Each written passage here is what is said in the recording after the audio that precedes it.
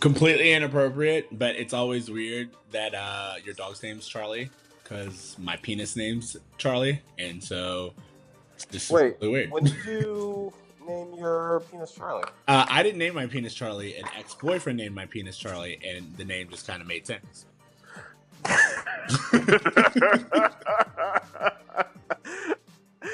The name made sense.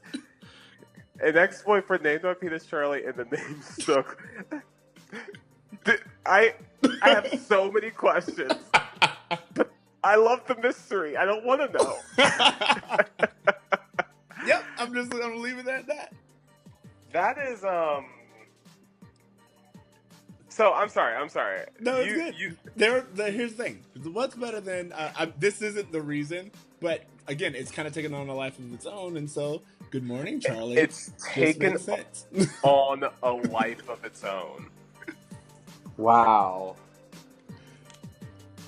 You know what? At least yours has a name. I don't know that mine has a name. I think I joked around with names in the past, but I don't think I was ever really serious about any of them. Again, like it's of course it's like not really serious. It doesn't have like a state ID or anything. But no, but is it like bad luck to not name yours? Like possibly, I don't know. I've had nothing but good luck with it. So yeah, I feel like I should name. Well, like so you're saying that the name has to be given. Like it's not a name that it doesn't have to be named. There are people who call like you remember that episode of Friends where he's like little general. He's like, I thought it was like little lieutenant. He's like, well, I had to give it a raise after I don't know, some girl. That is a great joke. Yeah.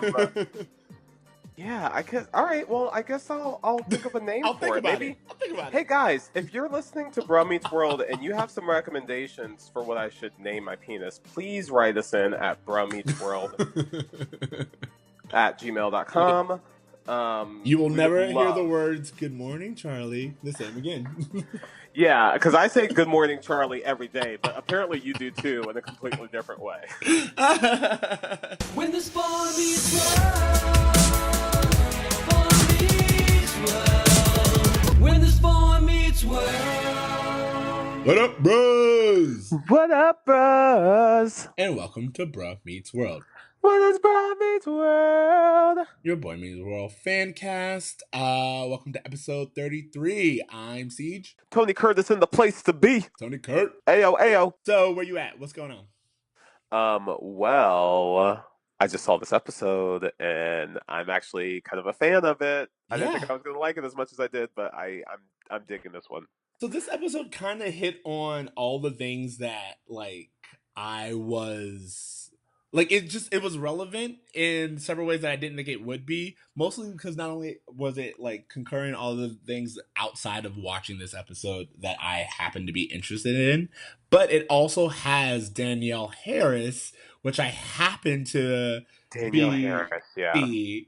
Like, I was watching Charmed, like, the first season of Charmed, and she's in it. And then literally, when I saw her, I was like, yo, what happened to Danielle Harris? Like, what's going on here? It was just like such a random... Danielle Harris was in a bunch of stuff. My God, I'm excited to talk about it. And she's so damn likable and charming in this episode. Like, as soon as the episode ends, I'm just like, well, I'm really bummed we don't see her again. Yeah, I do want to get into that. So, do you want to just get into it? Sure, yeah, let's do the Tell Me About It. All right. Tell me about it. I don't know why, but I felt like singing along that time. No, duet. Love it. Yeah, exactly. We need to make sure we harmonize next time. Next time, yeah, we'll get some harmonies in there. A little pitch whistle. Season 2, episode 10, Sister Teresa. When Amy comes home after a long day of work and asks Corey for some assistance, Corey puts his own needs first, prompting Amy to ask Corey to experiment with thinking of others and showing basic human decency. Corey, always down for a challenge, tries to spend one day showing bare minimum manners and looking for praise for doing so. He eventually is nice to a new girl, Teresa, who takes his kindness as a sign that Corey is different. Teresa, aka TK, her interest in Corey goes from 0 to 60 as she starts to shower him with gifts and trying to be around him all the time. Corey's friends and family think TK is being too aggressive, and so Corey tries to let her down easily. TK feels rejected, and before Corey can suppress his guilt, he learns that K in TK is for Kiner and that Teresa is Harley Kiner's little sister. So, Can we jump right into the roll call Yeah. because I want So to talk about Danielle Harris a yeah, I little want to bit. say roll call. In our roll call, we have Teresa, aka TK, played by Danielle Harris, which we talked about in the beginning, of fame. That I mean, one of my favorite movies. Don't Tell Mom the Babysitter's Dead. Halloween. See, that's what I know her from. Yeah, She is forever Michael Myers' niece, yeah, and exactly. I grew up in a family where like I had a lot of older cousins. We watched a lot of horror movies all the time. So those Halloween movies, especially being kids, and her that one being about a kid, like Yeah. I watched that all the time. I love that. As I mentioned earlier, she was in Charmed, and also I did not know this. She was the voice actress of Debbie in Wild Thornberry. Thornberries, Wild Thornberries. Yeah, she was. She was I also did not know that. she had a stint on Roseanne for a while too when she was younger. She also had like a small part in the movie Free Willy. Yeah, she's one of She those was just '90s faces where she it's was like, one of those '90s kids, yeah. And you know what? It's so interesting because I feel like that whole batch of just like random '90s stars that we only saw on like teen sitcoms. I felt like if they were alive now with what social media is, they may have been able to build a brand for themselves outside of the limitations of the '90s. You know what I mean? I Like do. she's awesome, I and agree. I mean, because it, honestly, I'm thinking about it. She's kind of like in the same. Not only does she kind of look like her, but she's in the same vein as Christina Ricci to me. You know what I mean? okay, yeah, Like sure. they were in just in '90s things. You And just I wonder too if is it just a thing of just like you know what you have you know her and Jennifer Love Hewitt and you have Danielle Harris and they're all up for the same part, like is it just that Jennifer Love Hewitt got the role and that's why she took off, like it what is it that kept Danielle Harris from reaching that point, because everything I've seen of her in this episode leads me to believe that she is star making material. Yeah, I mean, again, when I watched her in Charmed, it was something where, don't get me wrong, it's Charmed, it was overacted, but it is a thing where you remember her. And with the exposure that she had, you do wonder, like, I'll even throw in Thora Birch. You know, it's just kind of like some people, like, these were all, if this was like a class or like what am I thinking of? The Mickey Mouse Club, like, class. Yeah, yeah, yeah. Some just made it and some didn't, and you wonder why, because like you all went to the same, you all did the same things, and you were at the And same. you all probably auditioned for the same parts too. Exactly. So I guess some things just like America gravitated towards, and you lucked out. You know what I mean? Yeah, it's just it really is a shame. Like, there's going to be a ton of times throughout the series that there's going to be a guest star that we really fall in love with, um, and just to see just her like shine like this in this role, that could have been really annoying. The character could have been extremely annoying, but she is so charming that she pulled it off. Especially at the end, like the final scene. Yeah, There's and it was something about actually that that's funny. enduring. Yeah, I'd same here. I like laughed at it. Also, what I'm learning with this series is there are lots of latent things in my mind that I forgot that I knew, but then like when I'm watching it, my mind will fill in the blanks. And what I mean by that Like what? is when Feeney sees TK plus CM, and he's like, "What do you think CM stands for?" My mind said corn muffin, and I was like, "Where did that come You from?" I was guessed like, that? "Yeah, my mind." But what I'm saying is, I didn't guess it. My mind had it stored in there for some reason. My mind knew that that was the punchline. Like Like in the that was back the of your yeah. head, you saved that joke. Exactly. I don't know why. My mind can't remember where my keys are. I don't have no idea where my wallet is. I almost left my debit card like 3 times this week in the machine, but it knew corn muffin. So, but in this vein, and I love that you brought it up. There are going to be a lot of little side conversations I have with this episode because it sets up scenes where I'm like, I want to know more, or like this is Yeah. like very, very relevant to like adult life, and as a kid, you just don't get it because when we enter the episode, but you know what? Before we do that, first impressions. Where are you at? What were your first thoughts? My first thought was that I love TK eventually. I was kind of on the fence about her, but I initially liked her so much. Like that first interaction she has with Corey, I thought was really cute. And I just, you know what I also liked, and I think it was partially just because we've been talking about the female characters on the show so much, is that this girl had spunk. She had was dominant. She was the dominant one in the relationship, and I don't know that we've seen that done on Boy Meets World yet, where the female was more dominant. I guess with Eric and Desiree, but I don't know if that counts. No, that wasn't like that was manipulative, not Yeah, really like yeah. I mean, she definitely had the upper hand on the relationship, but just in a different way. yeah. So yeah, it was very interesting to see just a different kind of female character, and I really like that a lot about this episode. Well, what's funny to me that you bring that up is that I looked at this episode and I was like, I like this episode, but what if we had gotten TK's perspective on it? Or like we had taken her storyline a little bit more than we did Corey's. Or what if Topanga dated Harley? You know, it's like why can't we have, or like why can't Topanga be in this episode? Topanga can't date Harley because he would be on a list where he couldn't live near schools. He is an adult. Topanga is a child. I don't know how many R. Kelly songs you've been listening to over the weekend, but that just doesn't fly, Ceej. Okay, I'll give you that. But what I was saying is, why can't, as much as I love this episode, I was wishing for a female plot line.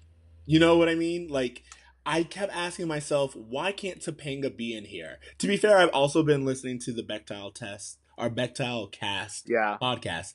And a lot of that is like whether or not female characters are even on screen together at the same time. Sure, yeah. Let alone do they have a conversation. That doesn't revolve around men. Exactly. And this was just one, we'll get into it. But anyway, it's got to go back to the beginning, and we're not going to do it point by point. But I did want to bring up, can you imagine, again, Amy has just my goodness. Her hands are full. The bags are breaking. And Corey's inside right there. He could easily open up the door. He is microwaving his goddamn socks. He still tries to get in. The bag breaks, and he picks up just the celery and the peanut butter. Which, by the way, I love that snack. That is a snack I would eat all the time after school. It was very, very true to real life for me. But celery without peanut butter is the dumbest thing I've ever heard.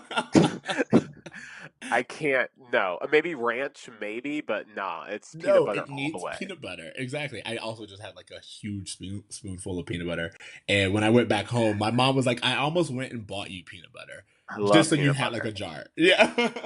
What it made me think of the whole scene with Amy is, have you seen that meme where it's like, can you imagine working all day, coming home, and your child didn't take out the chicken? And yeah, like now that I'm older, just little things like that. Just like I told you 4 times, I called you and you said you were doing it while you were on the phone. Can you just imagine? Like again, now like it's one of those things where it's like, as an adult, the idea of coming home and knowing that you still have to cook to eat, and that you have kids to take care of, but then you come home and the one thing that you asked to be done. That would make all of this easier hasn't been done. Oh, it's just like, it makes me want to burn something just thinking about it. Yeah. And it just, I mean, I felt like Corey has picked up Alan's worst habits. I feel like that's what we're supposed to see here. Like, the whole episode was about Corey being more polite, but it should have been about Alan setting a better example for his son. Which is also funny because one of the other points that I pull out of this episode is the importance of a strong male figure. You know? Did you get that at all? Yeah, I mean, definitely from Teresa talking about like her experience with her dad and just like Harley's relationship, or Harvey, should we say. Just the impact that he's had on her life. Like, you really see the importance of what it means to have a strong male role model.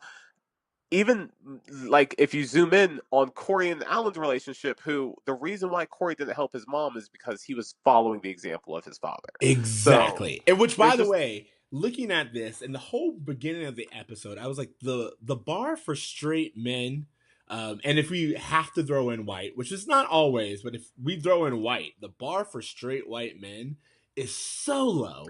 Yeah, I'll say for straight men, because to be honest, I can't say that I wouldn't see this exact same bit on like the Hughleys or you know. No. I said like it applies to all straight men, but if you add in white, it's just like plus some, you know? Sure.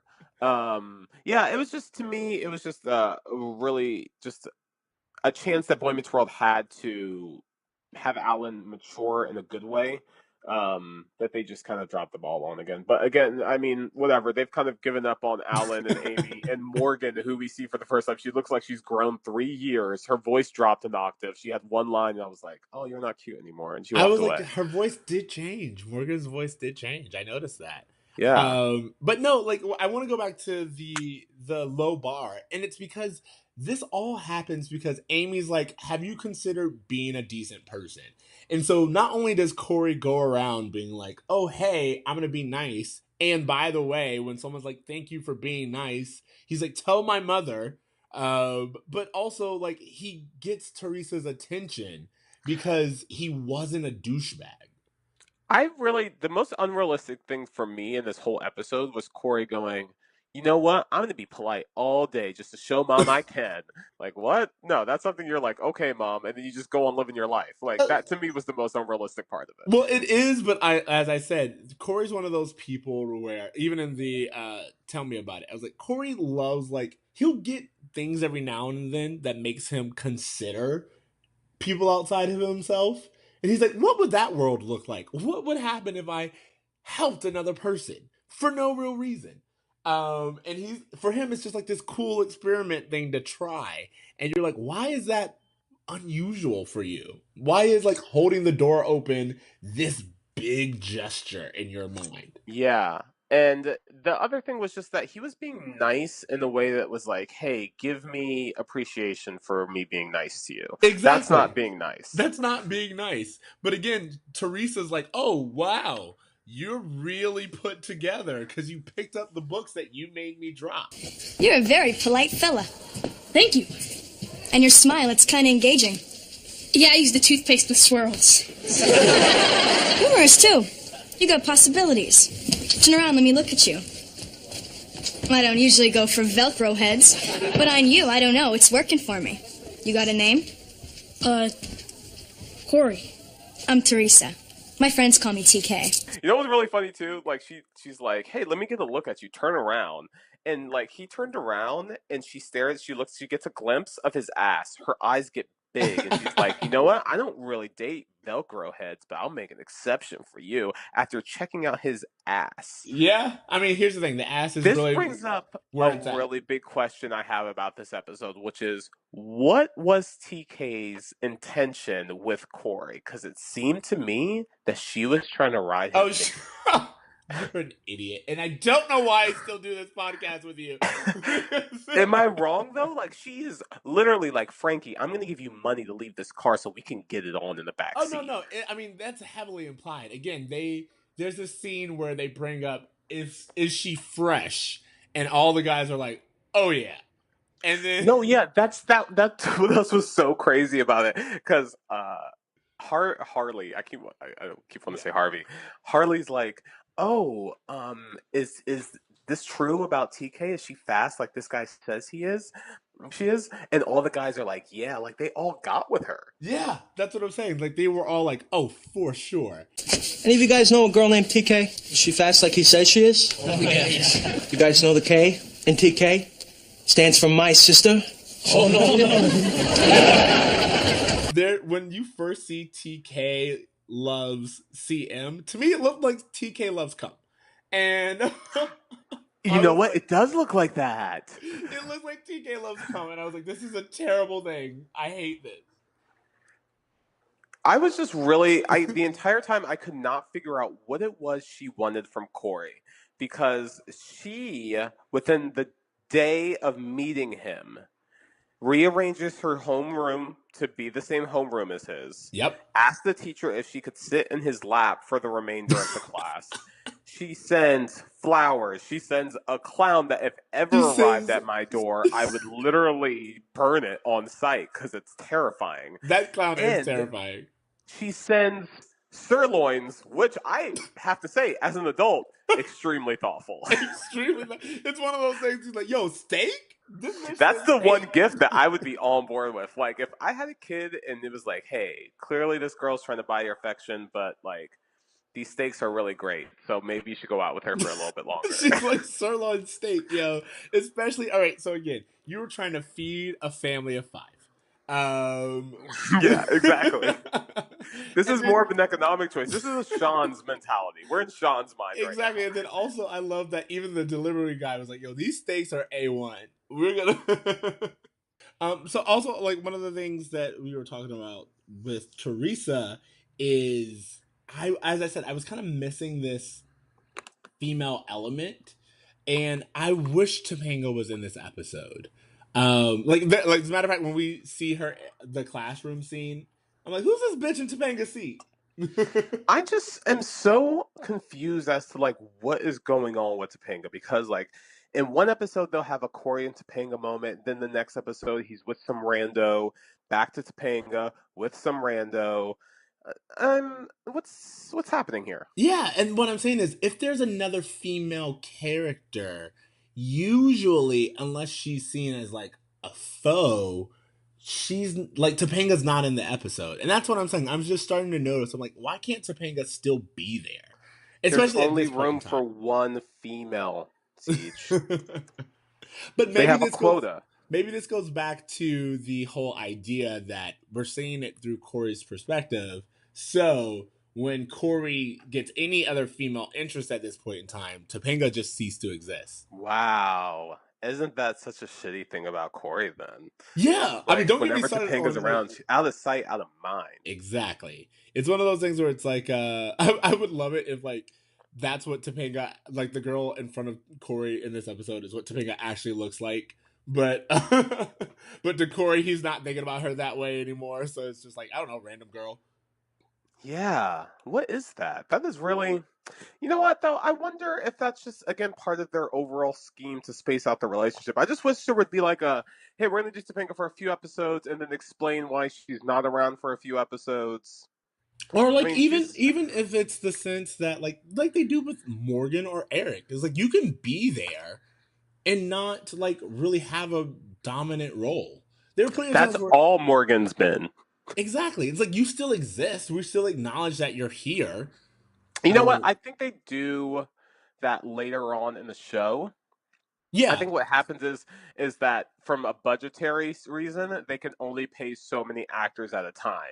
So yeah. that's why you don't really see Topanga in a lot of the background yet. However, I think as we start seeing less of the other side characters and more of just the focus on the 4 kids, that they're always around in the background. But I feel that, and it could be a pricing issue, but you're telling me that we needed Eric in this episode and we couldn't use Topanga in the classroom scene. No, you're right. You're right. I mean, especially because at one point in the beginning of the episode, Corey wants to decide, he's like, oh, I'm going to be polite to Eric. Watch this.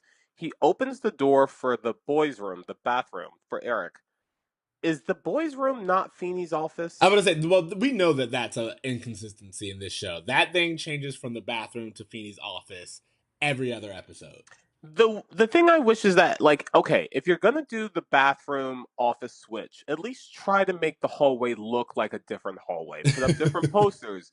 Maybe have a water fountain in one and not the other. Like, move it around to just subtle things to make us feel like it's not the same thing. Maybe the bathroom is in front of Jonathan's office, but the principal's room is in front of a different classroom. Like, just something. Yeah, they could definitely try. I mean, how hard would it be to literally make it up the stairs? One's up the stairs and one's downstairs. You know, it's like, it's really not that hard, but you know, you get what you get with this show. Sure. And you know, sometimes it's great, and sometimes it's like you guys literally couldn't put it in a little more effort, like just a bit. I have a question about Teresa's gifts. Are we to understand that these gifts are through her shady people connections with her brother and family members? Yep. Okay. They're clearly, it's like, again, it's very stereotypical, and as Helene had said a while ago, pseudo-racist, where it's like they're Italian, so they have like mob connections or whatever. It's very, it's weird. It's also, yeah, because it seems like that Teresa and her like Kiner gang, Kiner crew, they seem to have the same connections that Sean seems to have. Yeah. Which makes me wonder, I don't understand why the Kind of Crew doesn't attach more to Sean. They seem to have so much in common with him. That's a very good point that I never thought of. Like they're from like the same neighborhood. Like we later find out that like Frankie's trailer is like 3 trailers down from Sean's or something like that. Like they clearly have family with similar connections and similar past and history. Like it wouldn't make sense for them to more so try to recruit Sean. And maybe that's just because I know who Sean's going to be. Yeah. But I don't know. That just seemed like they would be a good fit. But they also did a lot of that hinting. It's one of those things where when we watch this episode, we get more fleshed out little hints at who Sean is and his background, you know? So it's like how did you get here? Oh, my house is on the other side of the fence. You know what I mean? It's just like things like that. Sure.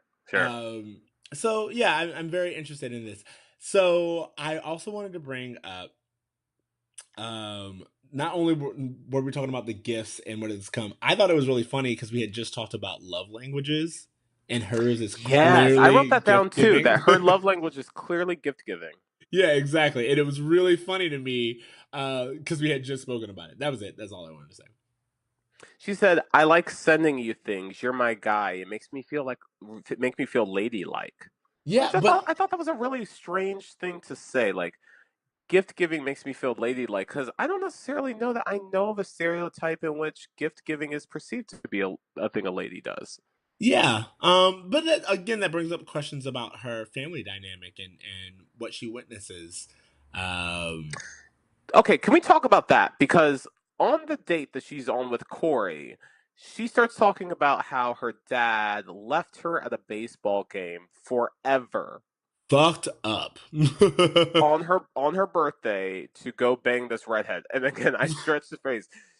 The dad met the redhead at the game and then left the daughter forever, never to come back. She said that was the last time I saw him. Which is a wild story. And then she's like, "Oh, I called my mom, but she was under the weather." Yeah, what did that under the weather mean? Because that under the weather meant that her mom was an addict. That's what I thought. But I wasn't sure. That's immediately what I thought. And I was like, wow, Boy Meets World. Like, this is TGIF implying that this, like, random character's mom is a drug addict or something. Like, or an alcoholic or something. Like, that was... okay. Which leads to a backstory. I mean, all of this is true. And I was kind of trying to use this as a segue. This does two things. One, we get kind of our first baseball reference in a while. Corey references baseball for the first time this season and talks about how much he loved going to games last year with his brother. Yeah, so that's very interesting. And then we also get a human backstory to Harley. Yes, and I wanted to talk about that too. Your thoughts about him as Harley the brother. Yes, it's actually pretty amazing because as an older brother who also had to like help raise my little sister, it's interesting the responsibility he takes on that, and you kind of in a way can see why he is who he is. Like think about it for a second. You have someone who, assuming they share the same father, the same set of parents, you have someone whose father's a deadbeat, whose mother's an addict. Clearly, neither of them are bringing in consistent money. So the first thing he mentions is he spends so much time collecting lunch money and doing Yeah, he's doing it for her. He's doing it for his family. He's literally supporting. That would even explain why he's still in school. You know what I mean? It's like it's his main source of income. Yeah, he didn't have time to focus on education. He's hustling. You know what I mean? And that puts a different light on it. And they even kind of lean into that because he seems to take family very seriously. Not only is he like immediately nicer to Corey once he sees that Teresa's interested, but when he hears what's going on with Teresa, he's disappointed in himself. He's like, I try to do my best to raise him right. And I know that's like a joke that they were doing, but it wasn't really. Like, he's really taking it to heart because he feels solely responsible for the way she's turned out. Exactly. And that's my whole thing. It's like Corey's like, she's not a bad person, which I want to get into. And he goes, look, no, I know that. But he's like, I haven't spent enough time with her. And he understands that importance. And I think that that is wildly interesting. Yeah, a very interesting backstory to give Harley, and kind of like almost not really understanding like the magnitude of that backstory with him. I guess it feels like it was a real underhanded pass of a backstory, but actually had some huge weight when you start to dissect it. Yeah.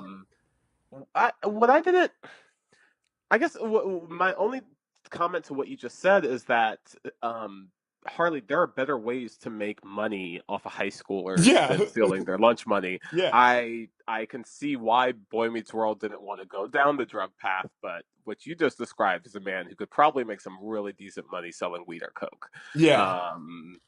Yeah. So well, I mean, like, there's that, and then there's also the fact that I feel, as you said, they just kind of like hinted at it to give him some depth without really wanting to put any weight behind it. But it's something that if we were to make this show now, I feel they would really expand on that, you know? It's almost like a pseudo redemption story arc without Yeah. And I just feel like too it's this interesting thing because they have this heart to heart and then Corey's like, "Hey, so are we cool?" And he's like, "No, we're not cool." Like I love that Harley has this kind of almost allegiance to only the few people he does trust, which is his sister and and Frankie and Joey. And no matter what moments he has with any teachers or parents or kids, like he's going to resort back to being him. Well, yeah, I mean, because you said it didn't change their dynamic, but he has definitely reconsidered or recontextualized his position with his sister. You know, like I'm not gonna think of that much differently of you, but I still see you as a good guy, but I'm still gonna rag on you. I'm still gonna do the things that I want to do with you. But thank you, almost in a way, for making me see the importance of a role I play with my sister. Yeah. I thought that was a really powerful moment that was acted all right. Yeah. By Harley. Yeah. I don't know who this actor is who plays him. I should probably know that. Oh my God, you should really, because all right, his name is Danny McNulty, and the reason why I bring that up is because Danny McNulty recently tweeted how much he enjoyed playing this character. And really? He talked about how, he literally, like, this last week, He said, on August 4th, I really do miss the magic of being able to be a part of Girl Meets World. It meant the world to me to be able to come back again as Harley Kiner and get a chance to work with such a wonderfully talented tribe of individuals. And thank you, Disney Channel, for giving the show an opportunity to shine, even though its world was ended way before its prime time. Oh. Yeah. And again, it's like I love, and even with that, like when they brought his character back in Girl Meets World, it's someone who still takes his responsibility very seriously. And I don't know, it is this great backstory, or like story in the background of a character that you usually don't see a lot about. Yeah, that was just a really interesting choices all around. Yeah, and again, it to me it echoes what I said, where it's like we would have gotten more, we would have learned more about him had this show been made in 2018. I did just do the math just because I was curious after looking up his Wikipedia. He was 22, 23 while filming this. All right, so he wasn't that old. You wasn't it seem that like much older. Yeah, to me, he looks as old as Jonathan, but clearly he's just an older looking person. Like no different than anyone on 90210 or anything. Yeah, but then again, he is made to look like the greasers from Grease, and they were 30. Pretending. Well, what I realized is that you're 100% right, because I thought he was supposed to be like this Fonzie character, but to me I was like, no, he's reading way more Vinnie Barbarino, John Travolta to me than he is Grease. So I mean, our Happy Days. So that's definitely a strong Travolta influence there. Yeah, very much so. Before Sandy. Before Sandy, yes, yeah, the douchery that took place before Sandy. Can we one? I don't know how important this is, but I wrote this down. I thought was funny. Apparently, Sean broke a freezer so they wouldn't have fish kebabs for lunch, Yeah, and I yeah, thought that was yeah. really funny. Yeah, no, I saw that too. And the morning announcements, which by the way was going to be my turned on by Turner moment. Because yeah, Mr. Turner. Oh, when he found out that his bike was in trouble. No. Honestly, it's not that scene. There's the scene where Oh, he's just kind of going through what's going on in the morning. Yeah, the morning, and the boys are talking, and he's just like, "Oh, Listen, I'm sorry. I was teaching while you were talking. My mistake. No problem. Guys, while you're here in my class, whatever personal stuff you got going on, check it at the door. Hey, you Mr. Turner? Yeah, Janet about wants to see you down in the parking lot. Something about his truck running over your motorcycle. My bike? Oh. Great poems. When we're talking about Teresa and this conversation that Harley and Corey has, this was another moment where I was like, why are we not having this moment with Teresa? Why is Harley and Teresa not having this moment? And I know that it's because in reality, the show focuses on Corey, but I think that... Well, I think that the other thing too is just that they're probably wanting to, like, this is kind of a backwards way of giving him a backstory. So like, they have to include him because he's the character that's going to stick around. Although I do agree that I don't like two men discussing like a woman's choices. That's what I'm saying. Like, it's the idea, like, especially for me, it's when Corey says she's not a bad person, and Frankie's like, or Harley's like, I know.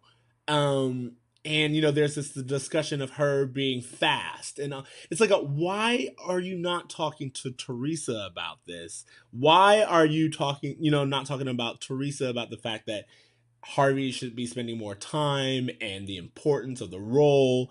It's just, it feels ick to me. Sure.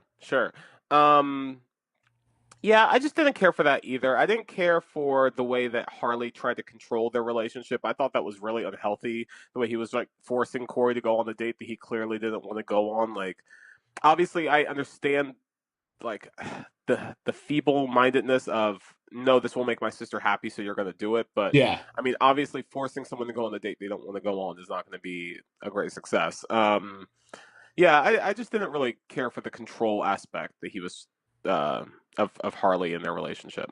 Exactly. But all right. So speaking of Harley, so there are these things that we do where I'm unsure of what the message is supposed to be in this, because at one point in time, Corey says politeness kills. And it's even kind of sold that Corey's in this position because his mom told him to be polite. Exactly. It's Amy's fault that he's which I love when she goes, how are you pawning this off on me? You know what I mean? He's like, he's like, it's kind of your fault that I'm even in this situation. Again, yeah, it is, Amy.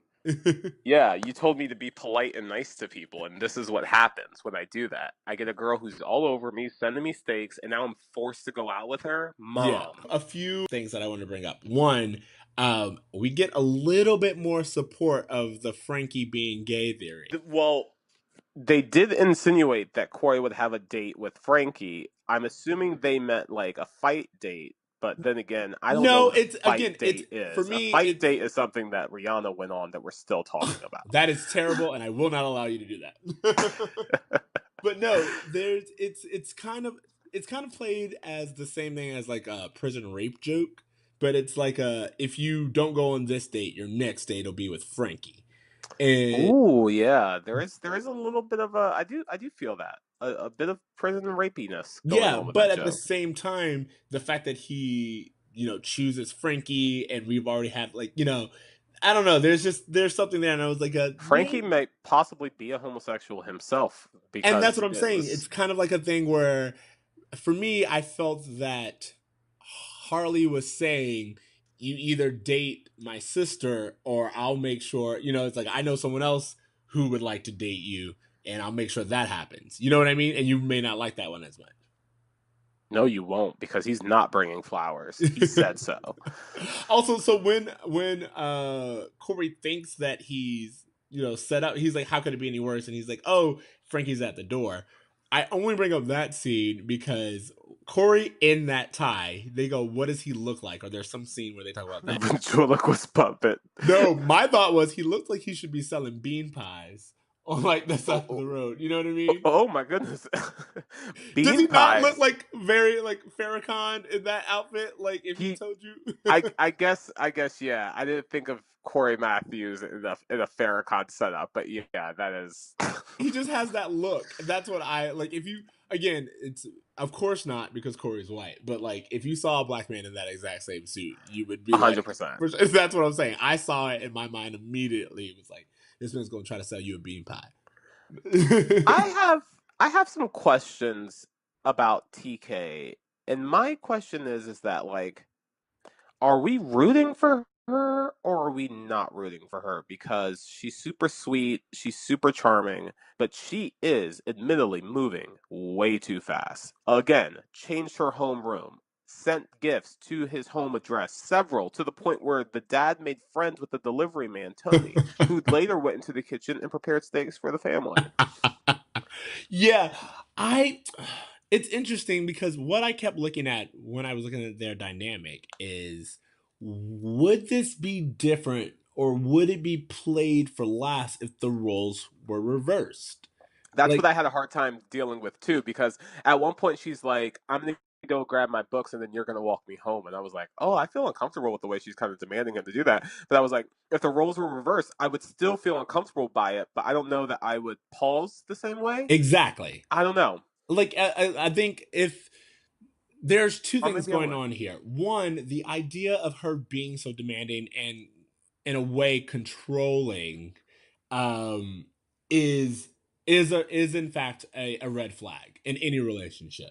But at the same time, because she's a girl that's doing so, you kind of want to give her the benefit of the doubt that she's just being assertive and goes for what she wants, and it's coming off weird because of how we are programmed to receive this from a male character. Does that make sense? I gotta say though, if I saw a man acting like this, I would still think he was kind of an asshole. Like that whole like ordering for a woman at a restaurant kind of thing, like that, just taking control. Like there's one thing between being like more dominant and more assertive, and then there's another thing to just be presumptuous and controlling, and that's kind of sort of the vibe I got from TK at points. There was other times where I'm like, wow, there's obviously a deeper person here, but she clearly has some issues she really needs to work out, because she attached herself to this kid so quickly. Yeah, and apparently he's not the first one. Yeah, so I agree with you, and I think you hit the nail on the head there, which is that it's still unhealthy. It is any kind of controlling behavior like this is bad, and no one should. And I think just seeing it come from a female character makes you pause. Does that like am I? No. I mean, that's what I'm wondering though. Like, because I do think I would pause even if it was a guy. I just think it's toxic behavior for any relationship for someone to be controlling that way. It is, and I don't disagree. I'm just saying that there's something about her being a girl that makes you at least consider it differently. Well, again, I think that goes to the strength of Danielle Harris as well, because if it was like the girl from like the party that Corey wanted to go to, I wouldn't have cared at all. Yeah. Danielle Harris really, like, especially like, I felt like that car date scene was just really important for us to just find out that she's a person that's just not all eccentric. Because again, like Corey coming home and getting all those gifts right away, spray painting his name on the that was cuckoo crazy. If I talked to a girl 2 days ago and she spray painted our initials with a heart on lockers, Jesus, red flag, run. Yeah, I agree. Which, by the way, this is completely not relevant. But why did Corey get detention for that?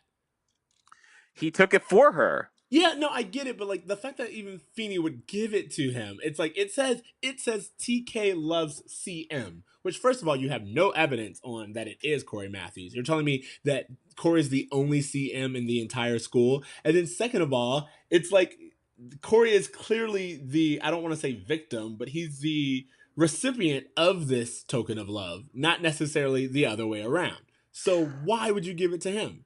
100%. Also, are we to believe that a public vandalism only gets you detention?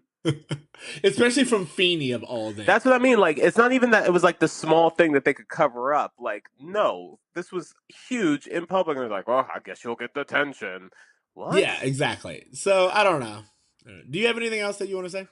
No, I feel like we pretty much covered everything. Yeah, I think we covered all of my notes. Yeah. What's your bra moment? Where you at? Yeah, I guess my bro moment was just the way that she was moving very, very quickly in the relationship. And I think that we do get a lot of that, you know, amongst all relationships of just like getting really excited or meeting someone. But in her particular situation, there was so much family issues that she was trying to use this relationship to cushion herself for or use as a crutch. And I just thought that was a real, and again, I don't know as far as like 2018 versus 2000, like 1994 or whatever. But that was just a moment that really I was just like, whoa, let me sit and think about that for a bit. And why does she need this relationship so strongly? And what does Corey mean to this girl who has no man that she can depend on, and all of a sudden she meets this trustworthy man that she's ready to give him everything. Yeah. It's not because she doesn't like him. She definitely likes him, probably more than the other guys, and that's why she's going balls to the wall with this, Yeah. because she's so afraid of losing the one person who she thinks will be the replacement of her dad. Like, that is bruh. Yeah. Bruh. Yeah, that's definitely a moment. And mine I just keep coming back to this moment when they're in the hallway and they talk about her sexuality, and her being fast and everything.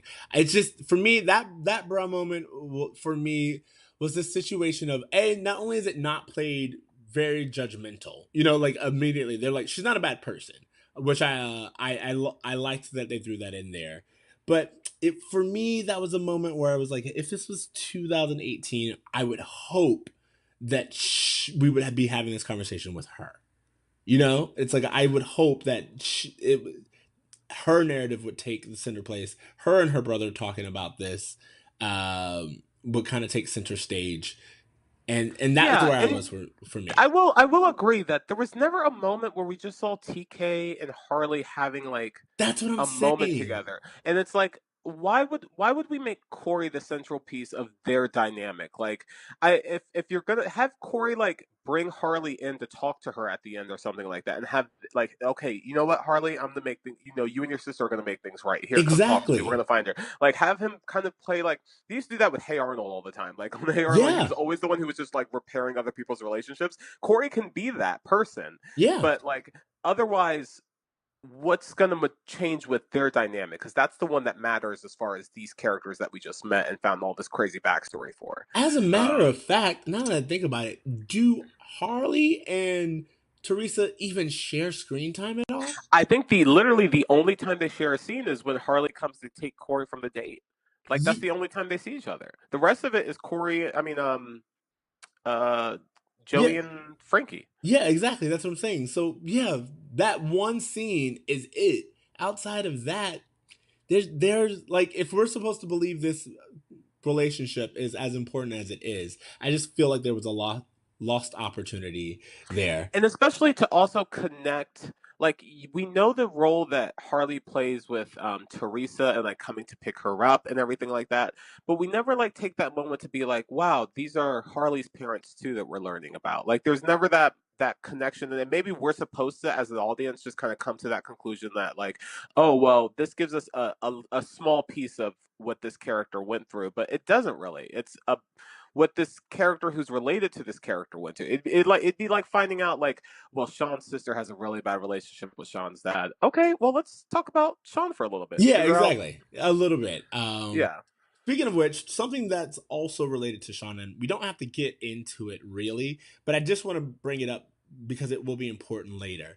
the idea of the Matthews as a rehabilitation center for others. You know, like this idea that the Oh, like when he Matthews, brings Teresa to the dinner table at the end? exactly, like they're like Yeah. reforming other people.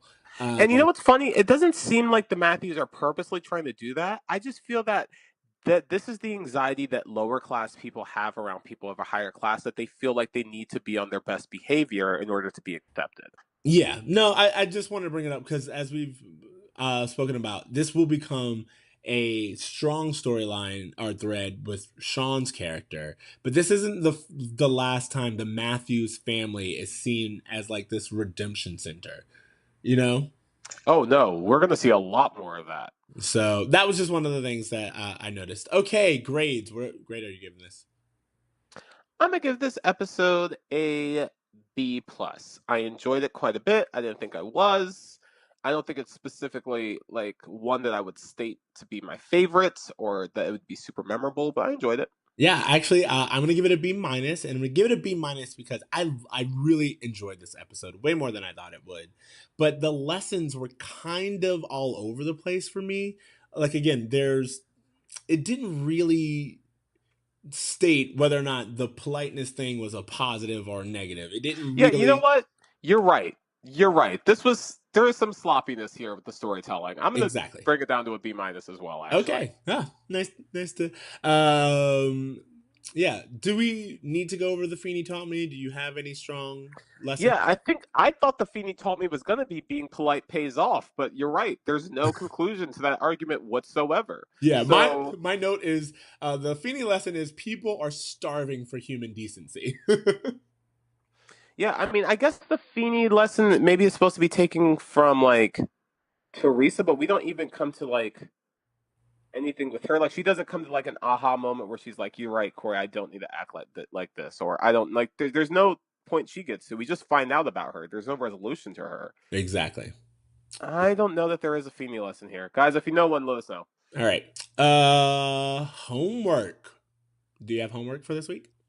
Yes, my homework is that there is a very beautiful Ken Burns documentary about Vietnam on Netflix that I've just finished. It is very, very long, but as someone who didn't know jack shit about Vietnam, I feel like I know everything about Vietnam. I feel so personally attached to this, and it's so interesting. Like in school, you and I were kind of talking about this, how Vietnam isn't something that's really covered or discussed very well just because there's so much shame attached to it.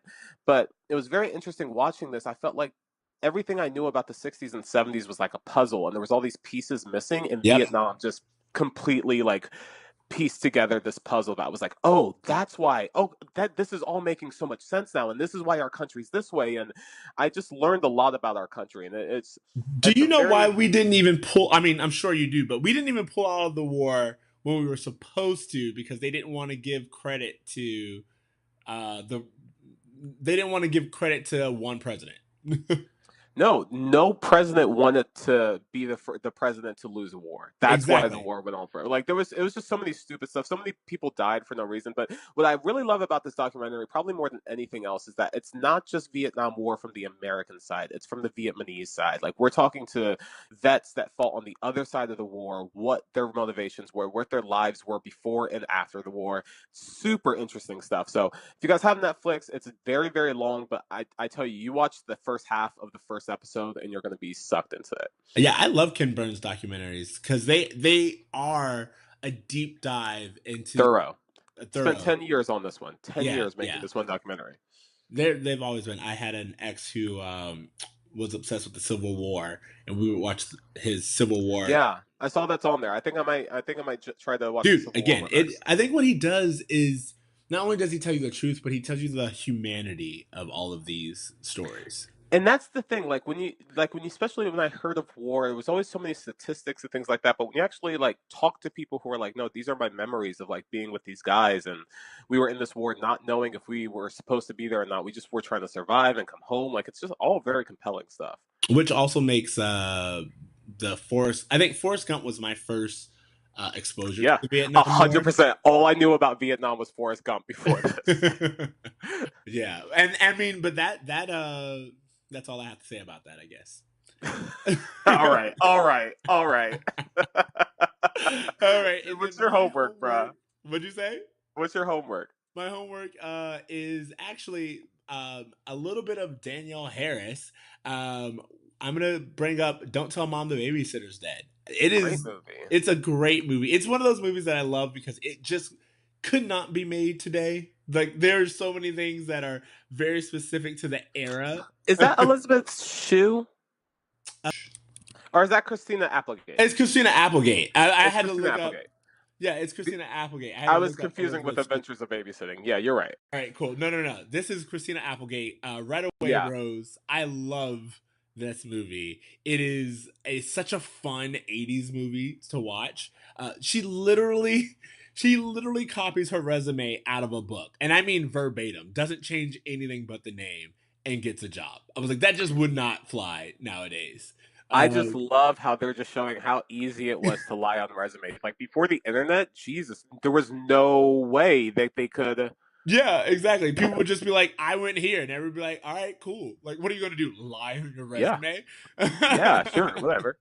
It was like a nationwide honor system, and it's just ridiculous. So the freedom of it. Definitely check out that movie. Don't Tell Mom the Babysitter's Dead. It's also super empowering from like a young female perspective of just like, you have this girl, I think she's still in high school maybe, and she like is able to be super successful and take care of her family and work a job. It's really a pro woman. Yeah, it is. As Netflix likes to tell me, I like movies with a strong female lead. Yeah. And then also check out the Bechdel cast. It's the podcast that is all about women in film and whether or not they interact with each other. I'm pretty sure everyone's heard about the Bechdel test. This is a podcast that goes through kind of a lot of our favorite movies from the past and just sees if they hold up. And as expected, a lot don't, but you're also surprised at the ones that do. There are lots of movies that are kind of written off as shallow or, whatever. And they do a really good job at showing women interacting. They did one that I looked at that was old Jumanji versus new Jumanji. Ooh. And, yeah, it was pretty good conversation. So check that out. Yeah, awesome. All right, anything else? Yeah, hashtag bring back Topanga. Hashtag bring back Topanga for sure. All right, so that'll be our episode. Thank you for listening to Bruh Meets World. Remember, you can find us on Spotify, iTunes, Stitcher, YouTube. If you haven't, leave us a rating. Tell us what you like. Tell us what you don't like. Email us at bruhmeetsworld@gmail.com. We love hearing from you guys on Twitter and all of our other things. You can find me on Twitter at Extra Ceej. That's XTRACEEJ. TC. You can find me at a braver me. All right, you guys, remember to dream, try, and do good, guys. Also, send us your request for TC's penis names. All right. Yeah, we need those. I have unnamed genitalia right now, guys. We can't let this stand. Later, bruh.